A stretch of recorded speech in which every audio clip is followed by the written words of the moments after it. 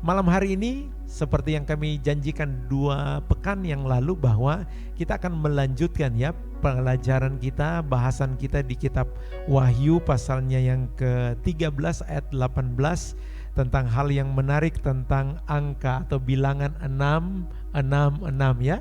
666 yang pada akhir dari program itu kita membahas tentang penggunaan chip ya. Apa hubungannya penggunaan chip ini dengan angka ini? Apakah hal ini berhubungan secara langsung, boleh dipakai atau tidak boleh dipakai? Makanya Bapak Ibu jangan lewatkan program ini sampai akhir. Kita akan bersama-sama membahas ini bersama Bapak Pendeta David Araro ya. Selamat malam Bapak Pendeta. Selamat malam ya, Tuhan. Selamat malam saudara-saudara. Saya lihat sudah dalam keadaan yang sangat segar ya, dengan baju orange-nya. Tapi sayang saya sulit mengikuti dengan coretan itu ya. Mungkin pulang dari sini saya akan gambar ya. Pak Pendeta, saya lihat sudah gunting rambut ya di masa COVID-19 ini ya. Supaya lebih hemat. Ya. Baik, pemirsa yang dikasihi oleh Tuhan Yesus, kita akan bahas tentang tentunya Bapak Pendeta, kita langsung ya to the point tentang chip ini. Karena pertanyaan utama kita dalam acara ini adalah bolehkah kita menggunakan chip ini? Kira-kira apa penjelasan Pak Pendeta ini? Jadi waktu 2 minggu lalu, kan kita sampai pada akhir atau sampai pada kesimpulan bahwa tanda 666 yang akan digunakan antikris kan sering dipahami dua. Apakah itu tanda yang sifatnya fisik, konkret, atau memang secara terjemahan literal? Memang ada fisiknya, ada bendanya yang kelihatan, atau itu hanya sebagai tanda figuratif. Artinya 666 itu artinya orang yang gunakan tanda itu artinya orang yang pikirannya mengikuti pendapat antikris atau ajaran antikris, kemudian tanda di tangan itu artinya dia tingkah lakunya atau tindakannya memiliki kaitan atau mempunyai karakteristik yang sama dengan antikris. Jadi itu dua pemahaman. Nah, saya katakan pada 2 minggu lalu bahwa dua-dua itu benar, bahwa orang yang menggunakan tanda antikris, tanda 666 itu memang pikirannya dia menyetujui atau menerima ajaran antikris, dan dia juga tingkah lakunya mengikuti nilai-nilai antikris. Tetapi saya juga katakan bahwa tanda antikris yang 666 ini pasti akan ada. Nah, sekarang jadi pertanyaan, apakah tanda antikris 666 itu berkaitan dengan chip yang sekarang kan lagi viral, lagi top dengan chip RFID. Chip RFID yang biasanya, atau kalau saudara lihat internet lah, saudara akan dapatkan dia adalah kepanjangannya radio frequency identification. Jadi sebuah chip atau sebuah chip, dia adalah satu alat, satu benda yang kalau saudara lihat di layar saudara, ukuran chip ini hanya lebih besar mungkin 2 kali dari butiran beras. Jadi mungkin lebih besar 2 kali lipat. Berarti cukup kecil. Nah, apakah chip RFID ini adalah tanda antikris? Iya kan? Sehingga orang bertanya-tanya, bolehkah kita menggunakan chip RFID? Nah, saya ingin jelaskan dulu apa itu chip RFID secara secara garis besar, secara umum saja. Karena kita bukan untuk membahas tentang mendetail tentang chip RFID. Jadi chip ini sebenarnya adalah sebuah cara teknologi untuk mengidentifikasi sesuatu dengan menggunakan satu peralatan yang disebut RFID. Jadi peralatan ini, teknologi ini sebenarnya sudah cukup lama. Katanya mulai dikembangkan sejak tahun 1940, mulai muncul, tetapi pengembangannya dan aplikasi digunakan mulai dari tahun 1970. Jadi sudah sangat lama ini teknologi RFID. Dan teknologi RFID ini saudara-saudara sebenarnya itu sudah digunakan di banyak banyak aspek kehidupan sehari-hari. Contoh, saudara bisa lihat di layar TV saudara-saudara atau layar handphone saudara-saudara ada KTP. Nah, di KTP elektronik yang ada sekarang itu juga menggunakan teknologi RFID. Jadi KTP kita menggunakan teknologi RFID. Kemudian saudara lihat ada uang elektronik yang dikeluarkan oleh salah satu bank. Itu juga menggunakan teknologi RFID. Kalau saudara misalnya masuk rumah sakit, kemudian saudara di rumah sakit yang agak maju, itu ada gelang tangan. Nah, Pak Dev kan pernah lihat itu ada gelang tangan orang-orang di rumah sakit, yang rumah-rumah sakit terkenal, misalnya di Singapura, Malaysia, di Jakarta juga ada gelang tangan di sana. Itu gelang itu juga di situ menggunakan teknologi RFID. Kemudian misalnya di perpustakaan, karena kan orang kesulitan, ini buku ini, saya mau cari tema ini misalnya, di buku ini, perpustakaannya sangat besar, bukunya sangat banyak, dan orang akan kehilangan waktu untuk baca satu-satu buku itu. Mau tanya kepada tenaga pustakawan kan juga terbatas. Jadi orang pakai teknologi RFID untuk bisa memudahkan orang mencari buku misalnya. Atau misalnya baru-baru kan beberapa waktu lalu kan heboh di Indonesia katanya ada viral penggunaan RFID. Padahal itu organisasi yang suka-suka dengan binatang peliharaan, mereka menggunakan teknologi RFID dipasang ke anjing peliharaan mereka untuk bisa melacak, misalnya anjing itu lari atau anjing itu dicuri orang. Kalau misalnya di Taman Nasional, saya pernah melihat di National Geographic untuk melacak misalnya singa, melacak jumlah harimau, macan tutul. Orang gunakan teknologi RFID untuk melacak paus, hiu yang dilindungi supaya mereka tahu bagaimana pergerakannya, bagaimana pola kehidupannya. Untuk riset ilmiah mereka gunakan teknologi RFID.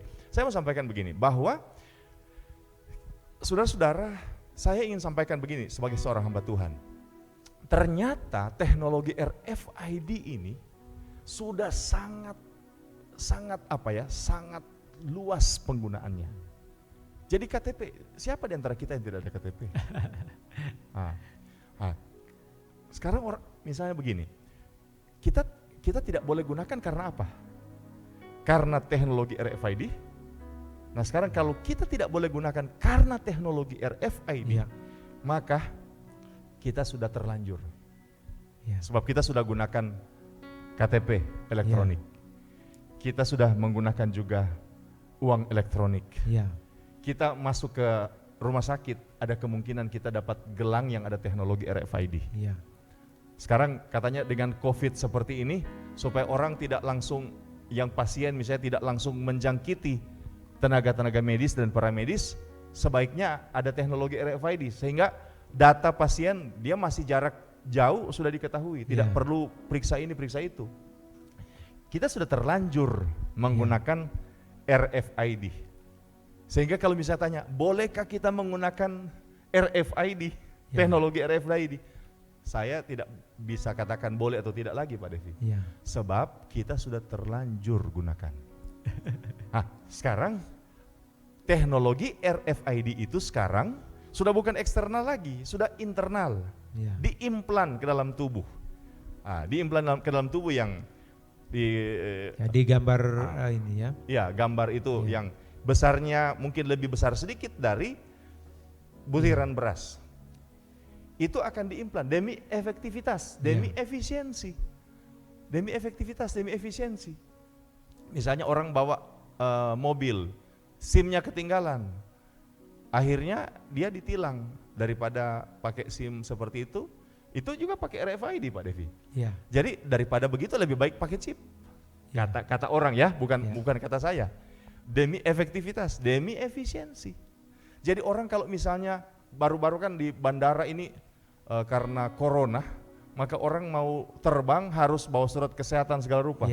Itu akhirnya jadi antrian yang sangat panjang di bandara. Tapi kalau pakai yang chip seperti ini, secepat kilat. Ya. Jadi kalau orang tanya boleh tidak boleh penggunaan RFID, kita sudah ada di era tersebut Bapak Ibu Saudara sekalian yang diberkati Tuhan. Tetapi penggunaan chip untuk diimplan di dalam tubuh ini yang jadi masalah. Nah sekarang kalau misalnya kita katakan, apakah boleh gunakan chip yang masuk dalam tubuh? Ya. Berarti persoalannya ini, apakah salah kita menggunakan teknik implantasi? Nah, kalau misalnya kita katakan teknik implantasi, Pak Devi, orang misalnya ada patah tulang, kemudian dia taruh pen misalnya, itu kan implantasi. Ibu-ibu pakai alat kontrasepsi, salah satu adalah teknik implantasi susuk misalnya. Ya. Jadi kalau misalnya tidak boleh penggunaan chip karena ini sesuatu yang diimplan, kita juga saya mau sampaikan terlambat, kita sudah terlanjur. Iya ya, jadi ternyata penggunaan chip ini seperti presentasi Pak Pendeta tadi bahwa di KTP ya kebijakan pemerintah Indonesia bahwa KTP elektronik itu sesuatu yang wajib ya, yang wajib bagi seluruh warga negara. Iya. Jadi di dalamnya tentu ada chip untuk memudahkan. Kenapa dikatakan KTP elektronik? Karena memang di dalam KTP kita sekarang sudah ada chipnya. Saya barusan juga buat SIM juga Pak Pendeta. Nah, saya sudah dapat juga SIM model baru dan katanya di dalam SIM masa kini yang saya buat beberapa bulan kemarin itu sudah ada chip juga di dalamnya. Jadi apalagi kalau yang lain yang sudah terbiasa menggunakan ATM itu sudah pasti ada ID yang di dalam itu berbentuk chip. Jadi memang ini sudah terlanjur ya kita gunakan bahasa Pak Pendeta sudah tadi. Terlanjur. Kira-kira Pak Pendeta kita kembali lagi ke pertanyaan tadi. Ketika ini sudah terlanjur kita gunakan, bagaimana kita mengidentifikasi hal ini? Bahwa ini hubungannya seperti yang kita katakan di awal tadi, hubungan chip ini dengan angka 666 atau dengan yang kita bahas 2 minggu lalu tentang antikristus. Iya. Ya. Jadi kan pertanyaannya, bolehkah menggunakan chip? Saya katakan sudah terlanjur. Ya. Sudah terlanjur. Apakah itu dipakai secara eksternal, apakah dipakai secara internal, implantasi? Nah sekarang mungkin jadi pertanyaan kita adalah, bagaimana kita bisa mewaspadai penggunaan chip? Sebab saya mau sampaikan, sudah terlanjur kita gunakan chip RFID, tetapi kita harus hati-hati. Mengapa hati-hati? Karena iblis akan menggunakan ini sebagai tanda, bukan menggunakan chip yang RFID, bukan begitu maksud saya. Tetapi iblis akan menggunakan teknologi. Iblis akan menggunakan teknologi untuk memuluskan rencananya. Jadi iblis akan menggunakan teknologi untuk menjalankan rencananya. Karena itu mungkin sekarang Pak Devi, sebaiknya kita harus kita harus memahami, kita harus lebih memikirkan apa rencana iblis. Sehingga kita bukan saja dapat jawaban dengan masalah penggunaan chip, tetapi kita memahami strategi iblis. Ini kan orang viral hanya dengan chip.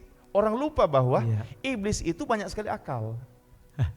Dia bisa gunakan ini. Mungkin kita sudah ketakutan dengan chip, akhirnya kita tidak gunakan, tapi ternyata iblis robah strategi, dia pakai yang lain.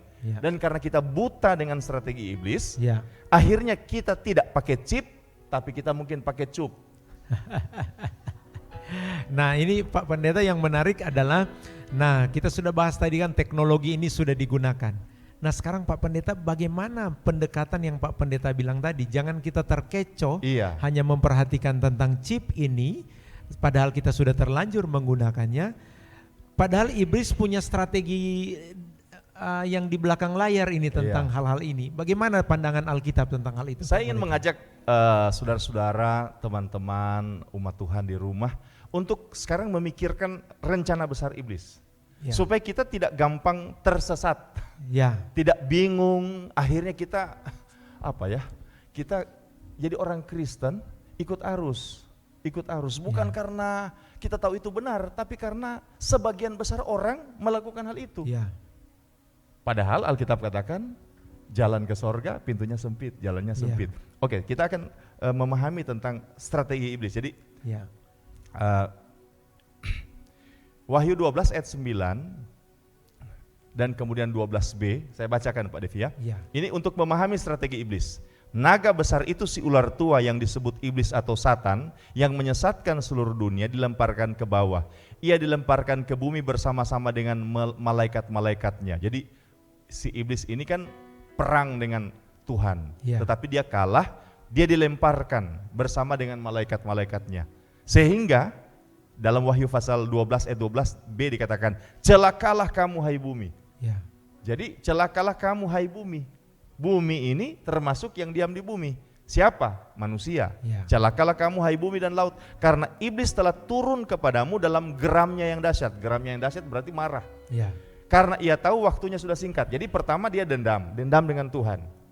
Kemudian dia ingin balas dengan Tuhan, tetapi dia tidak mampu Ya. untuk balas ke Tuhan. Dia balas kepada siapa? Kepada manusia, ciptaan Tuhan yang diciptakan segambar serupa. Persoalannya dia tahu waktunya sudah singkat. Artinya iblis harus putar otak lebih. Dia harus fokus lebih karena dia ingin balas dendam. Ya. Tetapi cara balas dendam iblis gimana? 2 Korintus 11 ayat 14. Hal itu tidak usah mengherankan, sebab iblis pun menyamar sebagai malaikat terang. Nah, ini yang harus kita Nah, pahami. ini yang menarik ya. Ini strategi iblis. Jadi menyamar sebagai malaikat terang. Pak Devi begini, ini iblis ini menyamar sebagai malaikat. Dia tidak sulit untuk menyamar sebagai malaikat karena dia tadinya malaikat. Jadi bagaimana malaikat dia tahulah.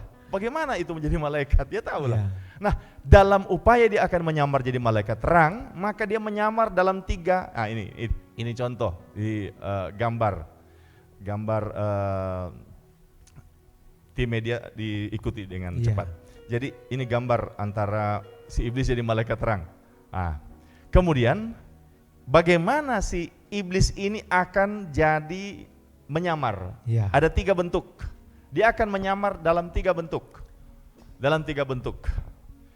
Yang pertama dia akan menyamar dalam rupa Babel.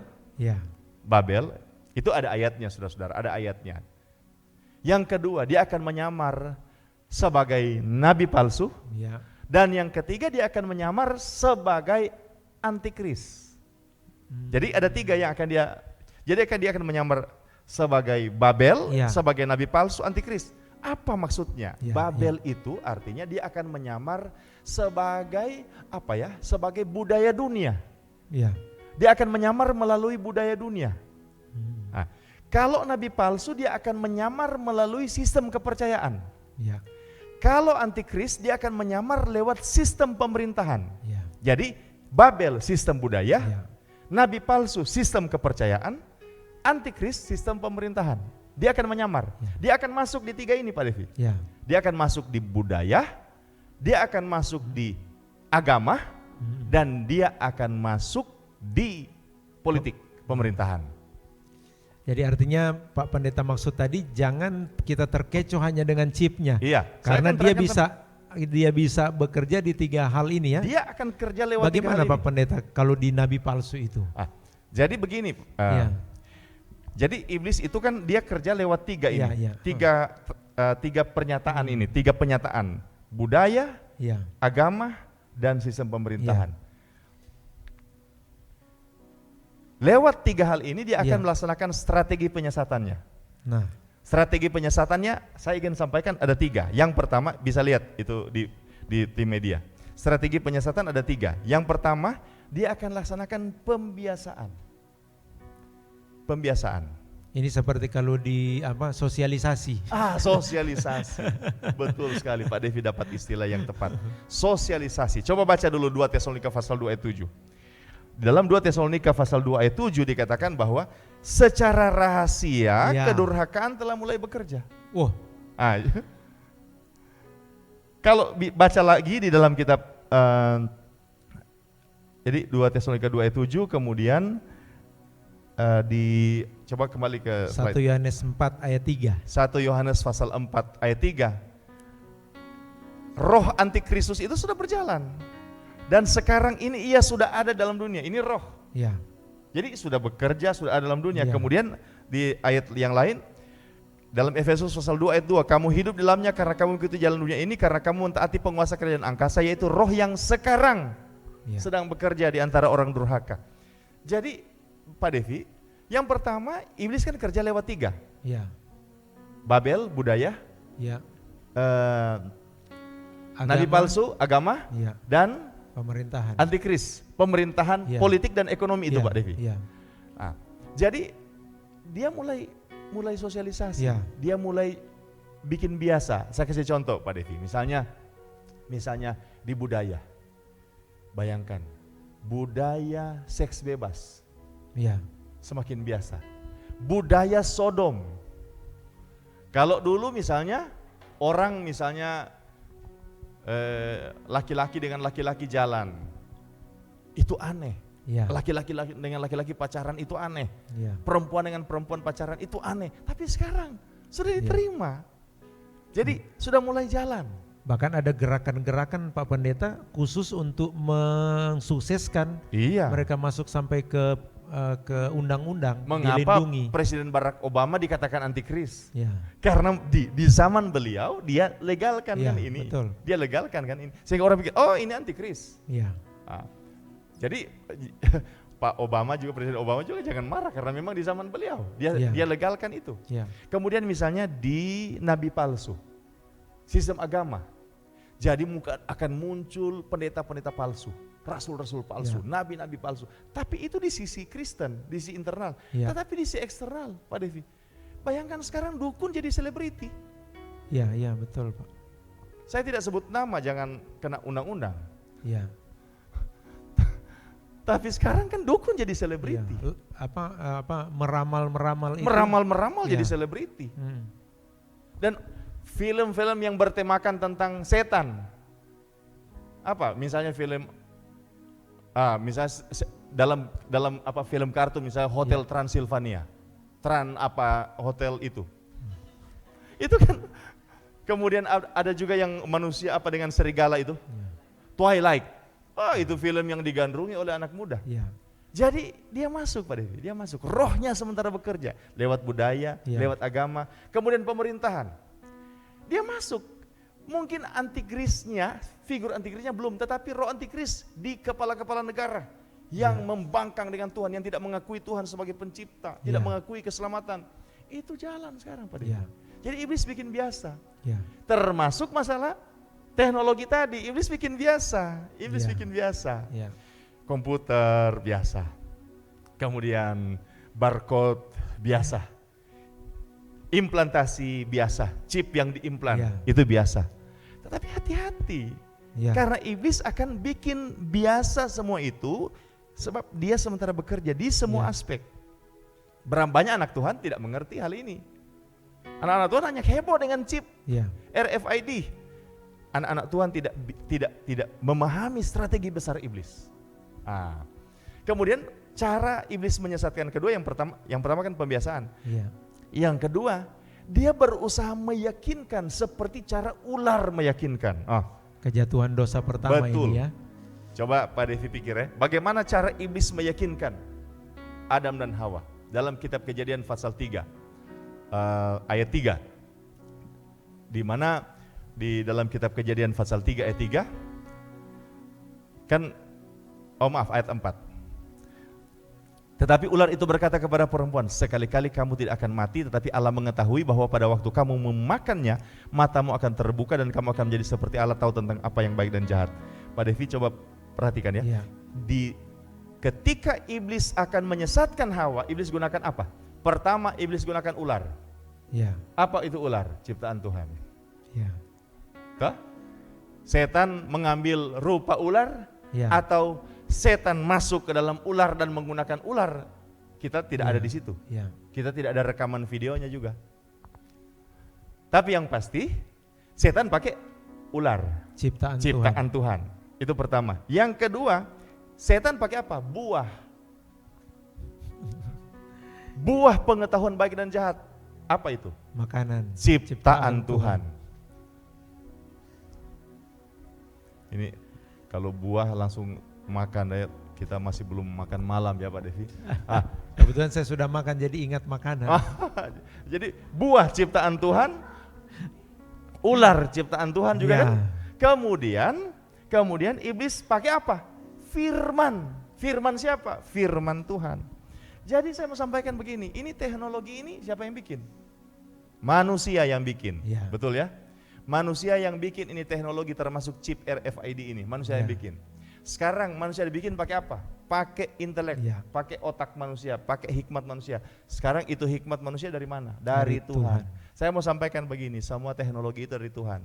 Iblis akan gunakan teknologi itu Ya. untuk menyesatkan manusia. Supaya apa Pak Devi? Supaya iblis tidak akan pakai alien.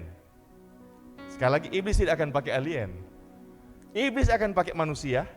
Iblis akan pakai teknologi yang merupakan ciptaan manusia. Mengapa? Supaya orang bilang tidak apa-apa. Ya. Tidak apa-apa. Iblis kan bilang ke Hawa, tidak apa-apa, kamu tidak akan mati. Dia ingin yakinkan Dia ya orang yakinkan supaya orang. Ya. Wah, gitu. Supaya kamu jadi seperti Allah. Ya. Tidak apa-apa pakai itu, tidak apa-apa. Akhirnya tidak apa-apa, tidak apa-apa. Orang yakin, orang Ya. yakin.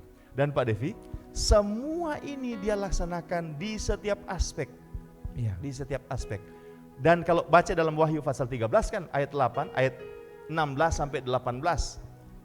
Wahyu pasal 13 ayat 16 sampai 18 di sana Pak Devi akan didapatkan bahwa semua orang itu dipakaikan tanda supaya bisa membeli menjual. Ya.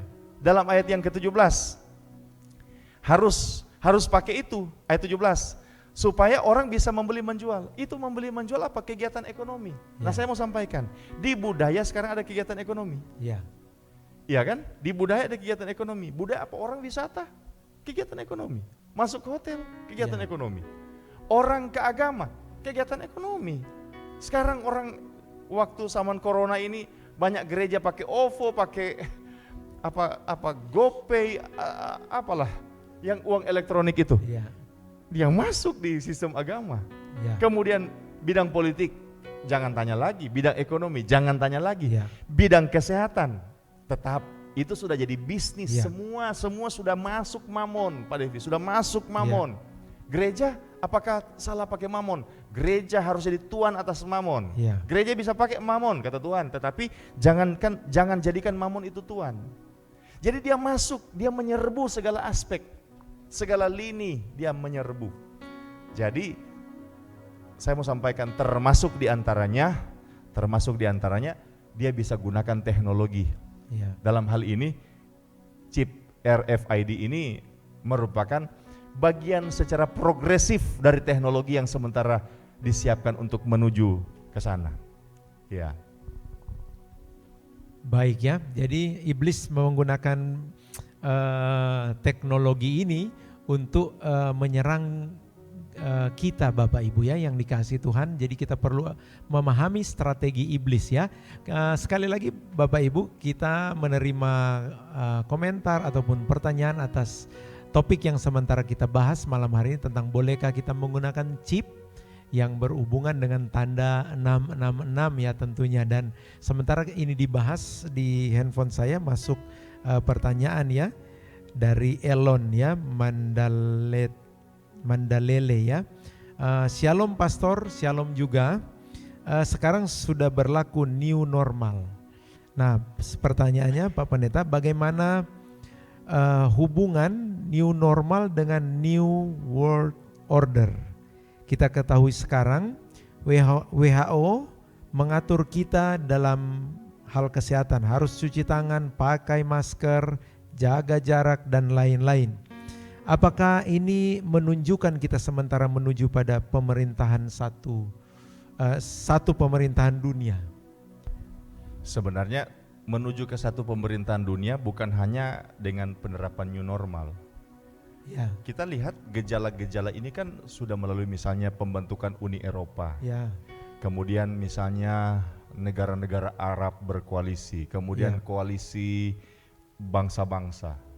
Ini kan atau contoh praktis saja PBB. Perserikatan bangsa-bangsa itu kan negara-negara tergabung di sana. Ya. Jadi kalau misalnya apakah ini untuk mengarah kepada ya memang seperti itu dan Alkitab kita tidak salah.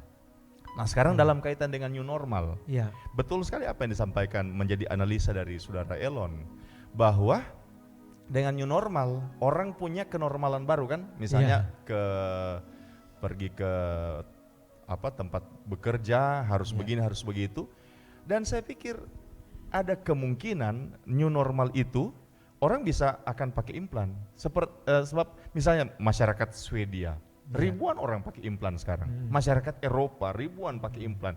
Amerika yang ikut Obamacare pakai implan. Kemudian katanya bayi-bayi Uni Eropa beberapa tahun ke depan akan dipasang chip. Supaya apa ya? Supaya untuk mendeteksi, untuk gampang mendata, mengidentifikasi kondisi seseorang. Memang hati-hati dengan new normal ini kan bisa banyak dampaknya. Yang Alkitab katakan dalam 2 Tesalonika tadi, bekerja secara rahasia. Ini yang harus kita pahami. Yang strateginya strateginya iya. ya.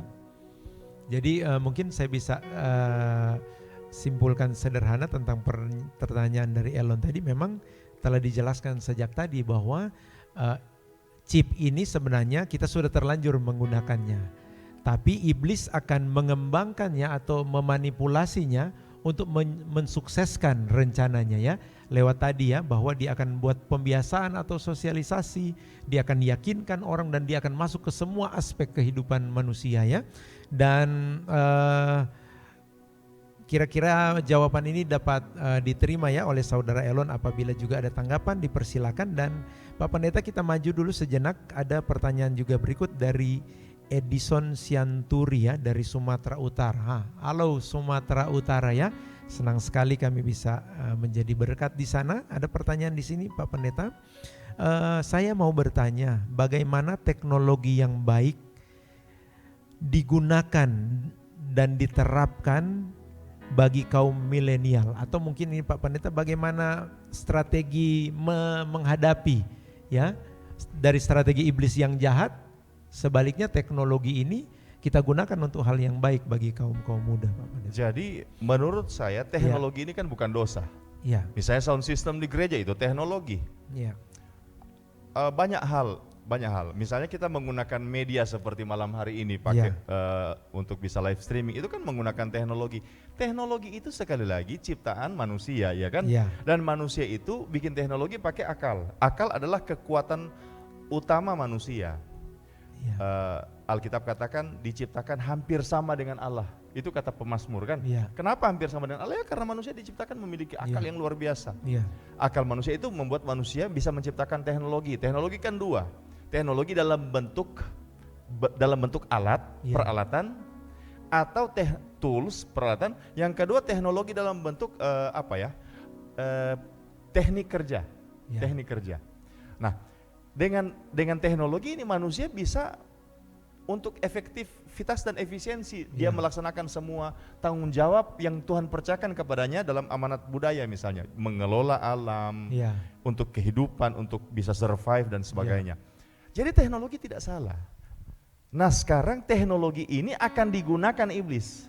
Saya mau katakan chip ini tidak salah, tetapi chip dan kemudian saya pikir terlalu terburu-buru kita katakan bahwa antikris akan menggunakan chip. Sebab saya pikir Pak Devi, ke depan akan lebih canggih. Kan kita waktu awal komputer, kemudian barcode, sekarang sudah muncul chip, RFID. Saya pikir ke depan akan lebih canggih.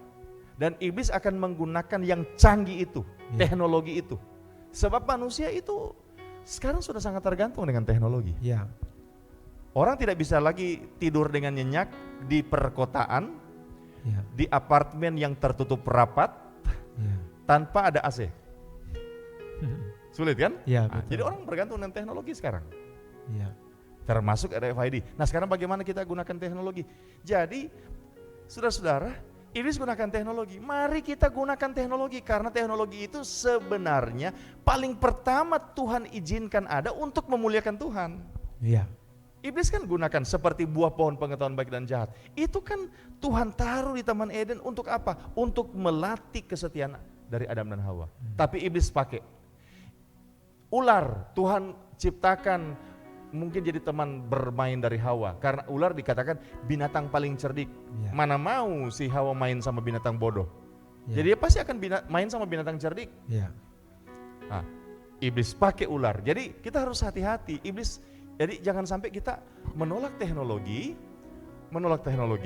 tetapi kita lupa bahwa teknologi itu pada awalnya itu diciptakan untuk kemuliaan Tuhan. Gunakan teknologi untuk kemuliaan Tuhan. Tetapi hati-hati, iblis akan pakai teknologi Ya. untuk menjalankan rencananya. Itu kita harus hati-hati.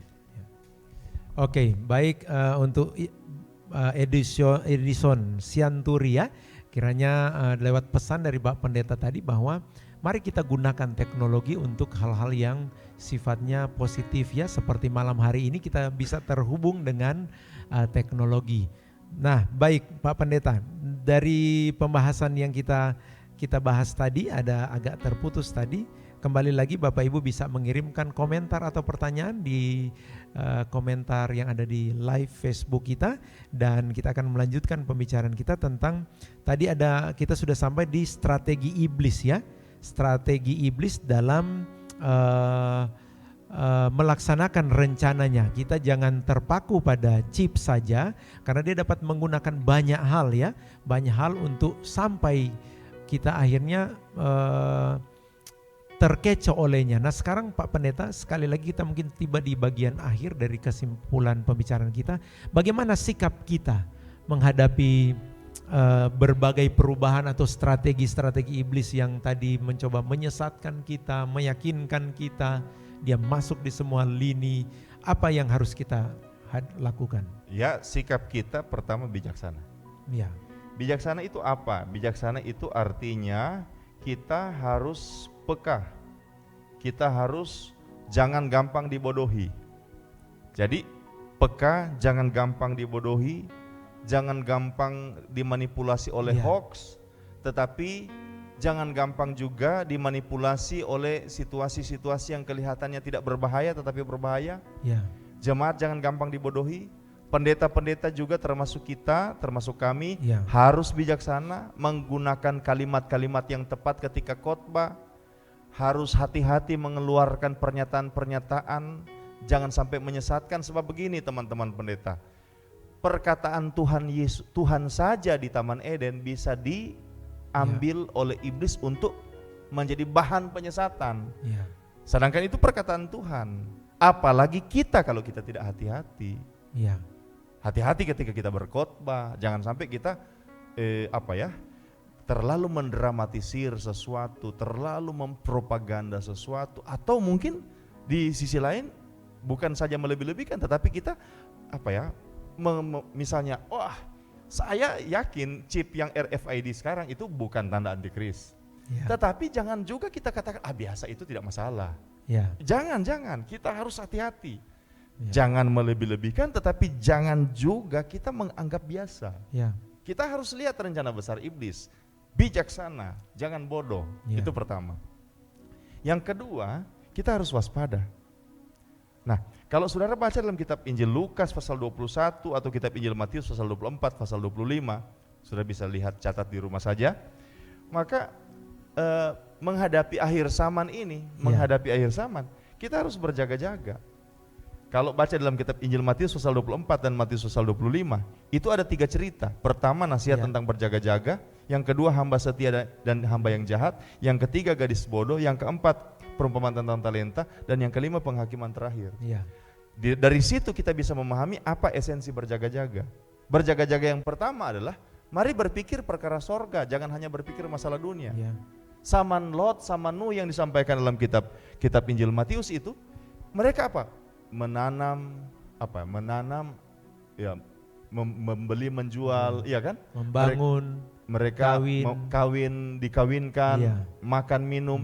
Itu kegiatan sehari-hari kita. Tetapi orang yang terfokus dengan kegiatan sehari-hari tanpa memikirkan sorga, berarti orang itu tidak berjaga-jaga. Dia bekerja, siapa bilang bekerja salah? Bekerja tidak salah, tapi bekerja sampai akhirnya terlalu lelah untuk datang beribadah, itu salah. Kita nonton terlalu lelah untuk berdoa, itu salah. Jadi kemudian hamba setia dan jahat itu masalah kesetiaan. Belajar untuk setia, belajar untuk tekun. Kemudian masalah gadis bodoh, kita harus belajar untuk memiliki persediaan lebih. Berapa banyak anak Tuhan, ukur pas bahasa Manadonya. Ibadah 1 kali 1 minggu, ukur pas. Yang penting sudah dengar khotbah, ukur pas. Jangan ukur pas lah. Kalau kita berjaga-jaga, ada istilah kita harus misalnya orang simpan beras, simpan kita harus Ya, simpan dalam jumlah lebih, itu berjaga-jaga. Ya. Firman kita harus lebih. Ya. Jam doa kita harus ditingkatkan. Kemudian masalah talenta, melayani dan kumpul upah di sorga. Ya. Kemudian penghakiman terakhir artinya berbuat baik kepada orang-orang di sekitar kita. Ya. Jadi sikap kita bijaksana dan waspada menurut saya. Ya, ini pesan yang sangat detail yang perlu kita ambil, karena Bapak Ibu, Alkitab berkata jangan kita hanya jadi pendengar firman saja ya Pak Pendeta, Amin. tapi kita menjadi pelaku firman. Biar pengetahuan yang kita terima malam hari ini lewat terang firman Tuhan membuat kita sadar bahwa ternyata Tuhan telah menunjukkan dalam firman-Nya akan apa yang akan terjadi di masa depan. Kalau sekarang lagi heboh dengan penggunaan chip ini ya, nah menarik malam hari ini kita mendapat sebuah kesimpulan bahwa chip ini kita sudah gunakan dalam aktivitas kehidupan kita. Tetapi jangan lupa chip ini satu waktu juga bisa menjadi alat, atau dia bisa bertransformasi kepada hal yang lebih canggih dari ini.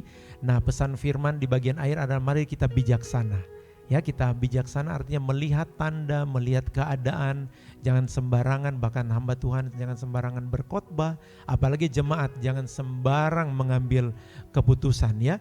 Yang kedua adalah mari kita sifatnya waspada, berjaga. Mari kita makin banyak baca firman, mari kita makin banyak berdoa, mari kita makin setia kepada Tuhan. Karena percayalah apa yang sudah dituliskan Alkitab yang kita pelajari malam hari ini merupakan hal-hal yang sudah ditulis lebih dari 2000 tahun yang lalu ya Pak Pendeta. Dan hari-hari ini kita boleh melihat ini, bahkan kita boleh perbincangkan ini malam hari ini dengan data-datanya. Itu menunjukkan bahwa apa yang kita imani di firman Tuhan, di Alkitab kita, itu adalah sesuatu yang menjadi fakta atau kenyataan. Kiranya saudara diberkati dengan perjumpaan malam hari ini. Saya ingin menyampaikan bahwa kami akan hadir setiap hari Selasa malam dalam program acara Belajar Alkitab dari Rumah. Kami ingatkan Bapak Ibu, jika Bapak Ibu diberkati dengan program siaran ini, jangan lupa Anda bagikan program siaran ini kepada handai tolan supaya banyak orang menerima kebenaran firman. Baiklah Bapak Ibu yang dikasihi Tuhan, kita memohon pertolongan Tuhan agar semua kebenaran ini dapat bertumbuh di setiap hati kita. Kita akan menutup program siaran dalam doa. Saya mohon kesediaan kembali Bapak Pendeta David Araro untuk berdoa. Mari kita berdoa. Tuhan Yesus, haleluya. Engkau adalah Tuhan yang luar biasa. Kebenaran-Mu hebat Bapa. Amin. Haleluya. Ribuan tahun lampau Engkau sudah sampaikan kebenaran-Mu untuk membekali kami umat-Mu yang hidup di dunia di zaman akhir ini.